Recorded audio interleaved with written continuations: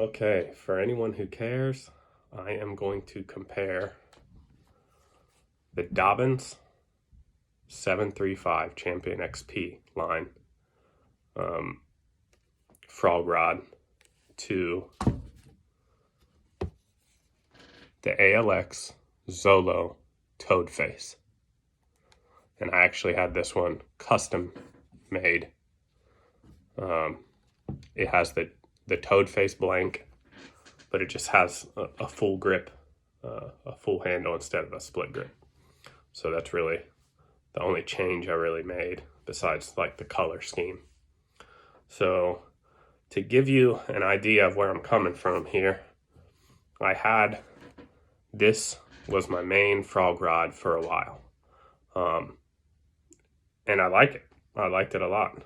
But of course, the bait monkey and whatever other monkey, the gear monkey in you, you're looking for a little bit better, all the time. So I had heard a lot of good things about the ALX Toadface. So I said, I really like to fish horny toads and frogs, hollow body frogs. So, I'm going to get this ALX Toadface, and if it can replace this, great. If not, I'll use one for horny toads and one for hollow belly frogs. But the idea was to get one for hollow belly frogs. That would be even better than this. Which at the time, I thought could be done. Even though I really liked this. So I got this one custom made. And just for the purposes of comparing these two, I want you guys to know that I have a Shimano Scorpion DCs on both of them. Same exact reel, same braid. And I actually used the same frog to compare these rods. So you're going to see, yeah, the plastic is still on the handles, but I fished them for a long time like that. And actually, the only reason the plastic is still on this one is because I broke this being stupid, not even fishing, and I got it warranted recently. So, but before that, I had this Dobyns for a long time. So, as far as the specs, I'm gonna try to just give facts here, and then I'll give my opinion based on those facts. These rods are very similar. Both are considered medium heavy plus type of rods. So, we're talking about frog rods that, someone like me in the Midwest would use. We're not encountering super, super huge bass in super, super heavy cover. So we don't need like the full heavy or extra heavy frog rods that a lot of people do, like maybe in the South or on the West Coast, fishing heavy cover and pulling out 7, 8, 9, 10 pound bass. So I don't need that. So I was trying to find the perfect frog rod for me. So let's start off with this. This was really good. I really had no complaints about it. Really what probably drew me to the ALX Toadface was maybe hoping to get a similar rod that was a little lighter. Okay, a little lighter. So I'll tell you how that ended up. But this is an extra fast rod, and I'm gonna say that for a reason. So what ended up happening was I ended up getting the Toadface, and first off, it's not lighter, and it's a lot cooler. I mean, this rod it's custom made to my specs. It's cooler for sure than the Dobyns. We all know Dobyns are great rods, but the cool factor, whether you care about that or not, it is dumb, but this ALX is a super cool rod. But I will say one thing about the length.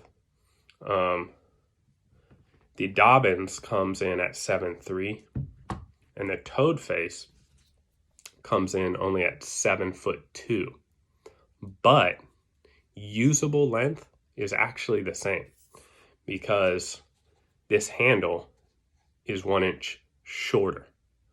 So really, for all intents and purposes, they're the same length, because the difference is only in the handle, not in the part that you're actually fishing from the reel up. So like I said, again, very similar rods.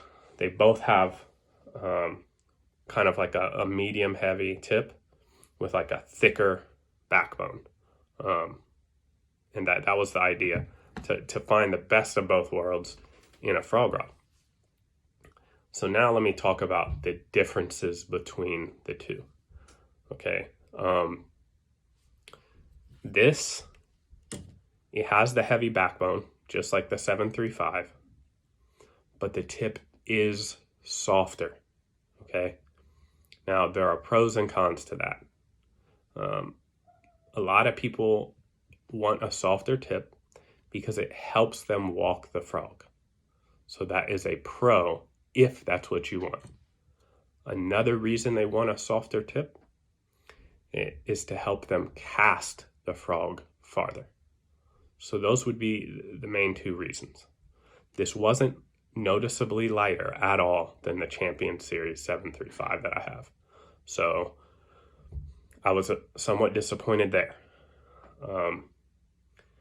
And what I've discovered is that because the tip is softer, unfortunately, and when I say softer, it's still a fast tip, but really, in my opinion, it's not an extra fast like what you have in this Dobyns. Okay, so yes, it helps you walk the frog. Yes, I do get longer casts with it. I do. But what the problem was I wasn't getting as good of hook sets. Does it get good enough hook sets? Yes. But they weren't as good as this. This has a stiffer, extra fast tip, okay, which allowed me to drive home those hooks in that hollow belly frog. So while I would cast farther and this had good ability to walk the frog, I lost more fish on this because I wasn't getting a good enough hook set. So that's where the comparison between these two, for me, comes into play. Okay? If you're learning how to walk a frog, or for some reason to you super, super long casts are really important, then maybe, yeah, you should go with the Toadface. If cool factor is really important to you, yeah, the Toadface is maybe cooler, maybe, than the Dobyns. But if you want to get every little bit of an advantage out of frog fishing, and you're not a beginner, you can walk the frog, because I can walk it just fine with this, even though it has an extra fast tip. And you don't necessarily need those long casts. For me personally, an extra long cast it's good. You may get an extra bite out of, that extra maybe 20 feet or something that you get out of, the Toadface. But what happens when a frog eats it way out at the end of your cast? It's harder. It's harder to set the hook. And then maybe you have a ton of vegetation between you and the frog. It's harder to get that frog to you and land the fish. So that's not necessarily an advantage to me. So the advantages that you have with the Toadface are not personally advantages that I want or need. I don't need a softer tip. I don't need, that forgiveness to help me walk the frog, because I've learned to walk the frog with this. So I don't need that help. And I don't necessarily want to get bit on the way end of a super long cast. I want to look for a way to get closer to the fish, so I'll have a better chance of landing it.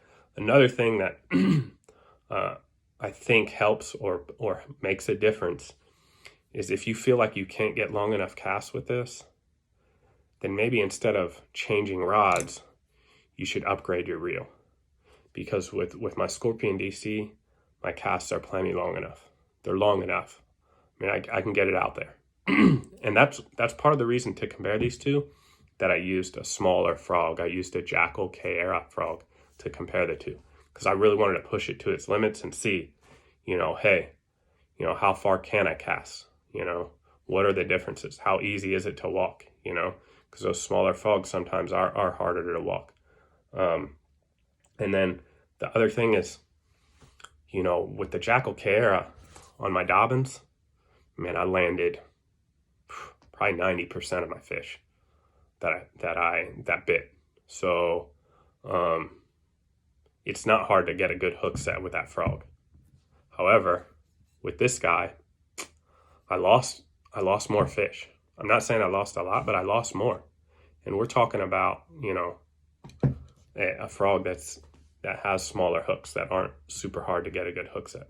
So those are some of the differences that I noticed between these two rods. So if you think you're going to get a lighter blank than the Dobyns 735 by switching over to ALX, not with the Toadface blank, not with the Zolo Toadface. Maybe they have another blank that's lighter, but they're comparable. So if you really need that extra forgiveness of a softer tip and longer cast, if you need that, then yeah, go with the Toadface for sure. But if you don't need that, or if you feel that you're good enough that you could learn with this, then you're going to get better hook sets with this. You are. And if you get a good hook set with those two hooks that frogs have, he's not going to come off. So my decision is this will continue to be my number one hollow-bodied frog rod. And what I'm going to do is, I don't think I'm going to sell this. I think I'm going to use it for my horny toads, because what I do is I just use a single swim bait style hook for my horny toads. So this should do fine with that. And I really like it. I got it built for me, so I'm going to keep it. It's a good rod. It's a great rod. But I just really don't think that, it's better than this. And that's the other thing. Since this does have a longer handle, it feels lighter, because that longer handle offsets and helps it to balance better than the ALX. So it actually does feel lighter. So with all that being said, that's the conclusion that I came to.